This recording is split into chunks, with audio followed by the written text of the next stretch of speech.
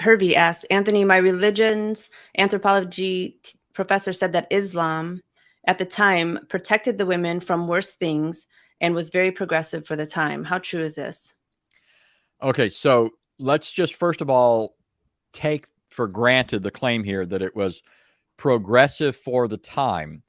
Okay, that's not sufficient to warrant the conclusion that Islam is from God, or even Islam is the great hope for women. Imagine you've got these people in a neighborhood where it's common for the men to whip their women 10 times if dinner's not ready by 6 p.m. exactly. So imagine you get one of these guys in the neighborhood who's very progressive, and he says, no, you can't whip them 10 times, but you can punch them a couple times in the chest, right? Or you could whack them a good one across the jaw, right? I think a woman who's in the context getting whipped 10 times might say, yeah, I think I'd rather get punched twice, right? She might say, I'd rather get decked once in the face. And then imagine some later anthropology professor saying, that's very progressive for the time, right? Okay, but that's not very impressive, is it? If Muhammad is the last and greatest of the prophets, he has to do something more than be progressive for the time. I'll grant that in some respects, Muhammad did alleviate women from certain things that would have otherwise been experienced by women. But there are other ways that Muhammad made things worse for women, and his own followers observed this.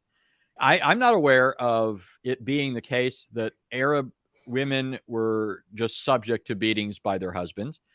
But Muhammad's own child bride, Aisha, she actually said on one occasion when one of the female Muslims had been beaten by her husband, and he was in effect vindicated by Muhammad, she says that she doesn't even see the unbelieving women suffering as much as the believing women. Okay, so Aisha's own assessment, okay, remember, Aisha, this is Muhammad's favorite wife of his many wives, his favorite wife, who often defended him, is the source for many Islamic traditions. She's an important witness in the chain of hadith transmission. Very important. She's the one who gave this assessment that the believing women were worse off than the unbelieving women for the very reason that I had just mentioned, at least in the case of being hit by their husbands. And there are other examples that can be given, but that's just one that's significant, I think, because Aisha herself gives us her evaluation, right? Also, we might also observe that no woman was better off around Muhammad. I think that I could imagine that all of Muhammad's followers had to worry about how it would fare between them and their wives as long as Muhammad was alive, because as we see in the incident with his adoptive son, Muhammad at a whim could decide that he wants somebody else's wife. And his own adopted son divorced his wife because Muhammad desired her.